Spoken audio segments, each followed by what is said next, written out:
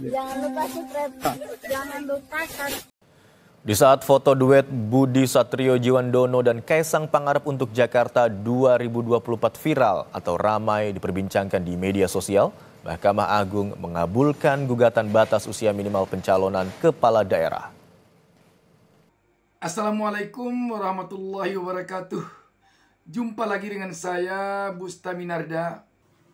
Putusan Mahkamah Agung atau MA tentang perubahan batas usia untuk menjadi gubernur, wakil gubernur, bupati, dan wali kota yang terkesan oleh publik sangat tiba-tiba sekarang ini benar-benar menghebohkan. Hebohnya ini bukan tidak ada alasan. Sebab baru saja Kaisang putra bungsu dari Presiden Joko Widodo viral fotonya bersama dengan keponakannya Presiden terpilih Prabowo Subianto, Budi Satrio Djiwandono. Tiba-tiba keluar putusan Mahkamah Konstitusi mengabulkan gugatan tentang perubahan batas usia untuk calon gubernur, bupati, wali kota. MA mengabulkan gugatan batas usia minimal calon kepala daerah yang diajukan Ketua Umum Partai Garuda Ahmad Ridha Sabana dengan termohon Komisi Pemilihan Umum. Dalam gugatannya, Ridha meminta MA memperluas tafsir syarat minimal usia peserta pilkada menjadi terhitung sejak pelantikan pasangan calon terpilih, bukan terhitung sejak penetapan calon.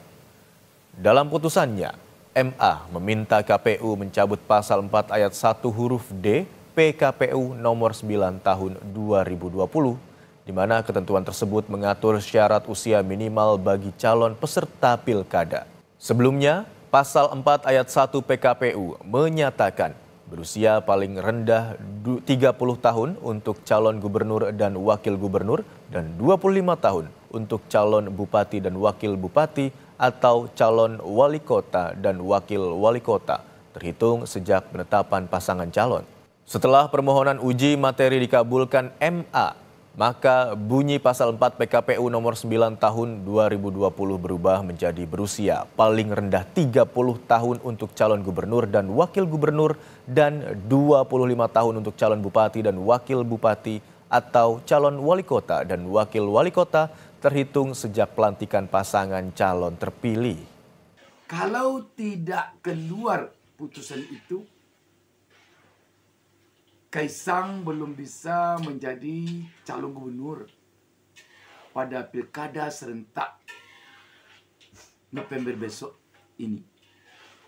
Jika dikaitkan dengan apa yang terjadi ketika akan berlangsung Pilpres yang meloloskan Gibran, anaknya Presiden Jokowi, untuk maju sebagai cawapres melalui putusan keramat MK nomor 90 lalu, maka kelihatan sekali berkelindan antara putusan MA sekarang ini dengan putusan MK dulu. Kalau putusan MK nomor 90 dulu terbaca oleh publik untuk anak Presiden Joko Widodo yang adalah kakak Kaisang. Sedangkan putusan MA sekarang ini adalah untuk anak Presiden Joko Widodo, adiknya Gibran. Bisa saja ini dikatakan kok dikait-kaitkan begitu. Tetapi sulit juga melarang publik kalau mengait-kaitkannya. Karena sudah ada pengalaman pada Pilpres 2024. Dan kalau fenomena ini akan tetap berlanjut, dapat kita bayangkan bagaimana dunia politik kita, dunia demokrasi kita di negeri ini ke depan. Soal putusan MA agar KPU mencabut batasan usia Cagup-Cawagup, PDI Perjuangan menyebutnya sebagai pengkhianatan terhadap cita-cita reformasi. Juru bicara Tim Nasional Pemenangan Pilkada 2024 dari PDI Perjuangan, Ciko Hakim, menyatakan putusan MA seperti memaksa untuk mengakomodir calon pemimpin yang tanpa pengalaman dan minim prestasi. Kami dari PDI Perjuangan melihat ini adalah bagian dari suatu rentetan yang telah dimulai sejak putusan MK nomor 90 2023 yang mencerminkan bahwa negeri ini seakan dipaksa untuk menerima pemimpin yang belum cukup usia dan juga minim prestasi dan pengalaman maupun rekam jejak. Dan ini adalah sesuatu hal yang kami anggap sebagai pengkhianatan di level tertinggi terhadap cita-cita reformasi. Presiden Joko Widodo mengaku belum menerima salinan hasil putusan Mahkamah Agung soal perubahan batas minimal usia peserta pilkada, di mana Jokowi meminta media untuk mengeceknya langsung ke Mahkamah Agung terkait putusan itu. Tadi MA sudah memberikan putusan untuk mencabut batas usia kepala daerah, Pak. Ada tanggapan soal ini, Pak? Itu tanyakan ke Mahkamah Agung atau tanyakan ke yang gugat. Tapi Bapak sudah temukan itu, Pak? Sudah baca sebelumnya? Sudah baca hasil putusan itu, Pak? Disinyalir, gugatan batas usia calon kepala daerah tersebut untuk memuluskan langkah anak Presiden Jokowi, Kaisang Pangarep, maju dalam Pilgub 2024. Jika mengacu pada peraturan KPU nomor 9 tahun 2020 tentang pencalonan pemilihan gubernur dan wakil gubernur yang lama, Kaisang belum bisa maju Pilgub 2024. Karena Kaisang yang lahir pada 25 Desember 1994 ini usianya baru 30 tahun pada Desember 2024. Sementara Pilkada 2024 digelar pada November 2024. Namun, dengan adanya perubahan frasa terhitung sejak pelantikan pada peraturan KPU yang baru saja disahkan MA, maka Kaisang bisa mengikuti kontestasi Pilgub 2024. Kondisi ini menjadi perhatian partai politik, salah satunya Nasdem. Ketua DPP Partai Nasdem, Sugeng Suparwoto, heran dengan Mahkamah Agung yang merubah aturan syarat minimal usia calon gubernur di Pilkada 2024. Menurut Sugeng, seluruh calon gubernur harus memiliki banyak pengalaman dan harus melalui berbagai proses. Berkaca pada peristiwa perubahan syarat usia Capres-Cawapres di Mahkamah Konstitusi, keputusan tersebut juga memuluskan langkah politik Gibran Rakabuming Raka, anak sulung Presiden Jokowi. Sugeng pun mendorong agar tidak ada lagi perubahan aturan demi memuluskan langkah politik pihak tertentu. Iya, jadi begini, memang dalam politik sebenarnya selain hal yang sifatnya normatif, ya dalam bentuk undang-undang, ketentuan atau konstitusi, tapi hal yang lain adalah memang tentang bagaimana kepantasan dan sebagainya, dan juga ukuran-ukuran yang sifatnya kualitatif ya. Kalau soal usia kan siapa matang dalam usia berapa kan juga sangat relatif. Tetapi mestinya siapapun melalui proses. Mestinya tadi kalau tidak harus 30 tahun tetapi telah pernah jadi anggota DPRD, sudah benar itu adalah satu klausulnya adalah telah melalui proses elektivitas ya, proses elektoral itu menjadi penting. Misalnya pernah jadi anggota DPRD atau pernah memimpin sebuah katakanlah kelompok masyarakat selevel apa. Jadi ada parameter-parameter itu sehingga masyarakat kita ini kan juga selain aspek-aspek yang sifatnya tangible, tapi kan ada yang sifatnya intangible. Tetapi menurut kita nggak usahlah semuanya itu saling tanda kutip mengakali. Aturan semata-mata untuk diperuntukkan agar si Badu, Sutonoyo, Dadap Waru itu bisa mencalonkan. Celaka kalau kayak gitu. Sahabat BN, andaikan saja Indonesia sebuah negara kerajaan, sudah barang tentu hal-hal seperti ini tidak akan digubris oleh rakyat, tidak akan diperkatakan oleh rakyat. Tetapi karena negara kita adalah negara demokrasi yang berbentuk republik, maka setiap ada hal-hal yang oleh rakyat terkesan janggal, maka itu menjadi konsumsi publik jadinya. Dengan demikian, tentu rakyat berharap agar di negara demokrasi ini tidak ada kesan akal-akalan terhadap sesuatu yang dilakukan di dalam berbangsa dan bernegara. Sebab sudah berpengalaman kita di saat Orde Baru berkuasa.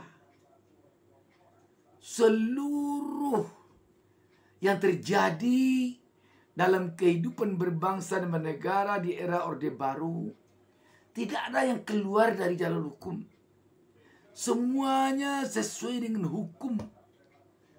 Tetapi ketika Orde Baru tumbang, reformasi muncul.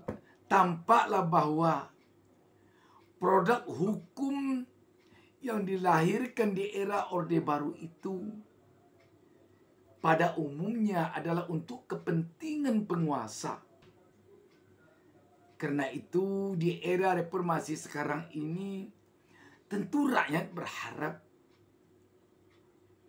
produk hukum yang lahir itu tidak terkesan sepertinya mengakal-akali suatu hal agar dia menjadi legal, menjadi sah secara hukum. Padahal seharusnya kalaulah hukum tidak diakal-akali untuk itu, tidak akan bisa hal itu terjadi. Sahabat BN, memang apa yang dikatakan Wapres Pak Maruf Amin benar. Sedikit lagi nanti orang bisa saja berbondong-bondong untuk menjadi anak presiden. Sebab kalau menjadi anak presiden, bisa saja yang belum memenuhi syarat bisa menjadi memenuhi syarat. Dan itu sah secara hukum, tidak melanggar hukum. Bapak Maruf Amin saja mengatakan kalau bisa memilih, ingin dia menjadi anak presiden. Sudah wakil presiden dia itu. Apalagi kita yang rakyat jelata ini. Sahabat BN, tentu saja di negara demokrasi seperti Indonesia ini yang diharapkan anak siapapun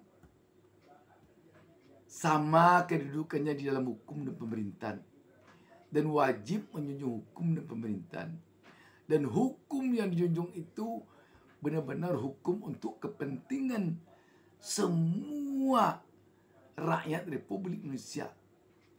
Bukan ada kesan untuk kepentingan segelintir orang, untuk kepentingan orang-orang tertentu saja.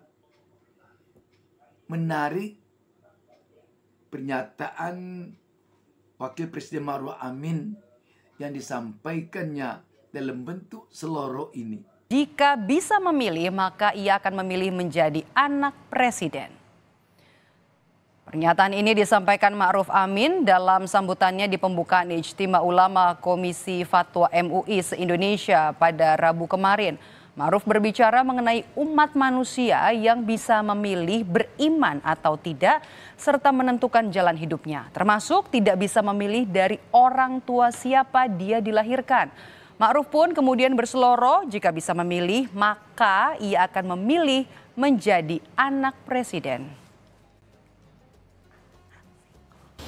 Pak Gubernur, walaupun sekarang jadi Gubernur Bangka Belitung, lahirnya di Aceh, nggak bisa. Saya milihnya lahir di Bangka, nggak bisa. Betul? Nggak ada orang bisa milih, saya mau lahir di mana? Nggak ada. Majbur. Makhurina, majburina.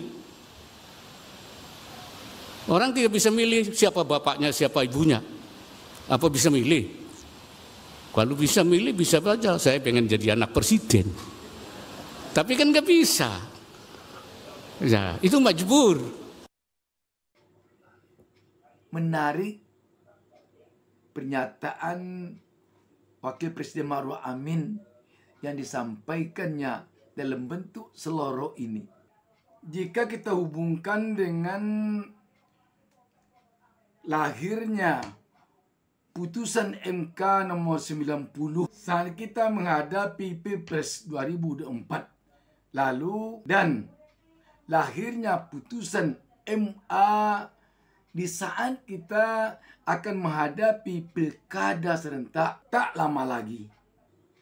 Demikian, wassalamualaikum warahmatullahi wabarakatuh.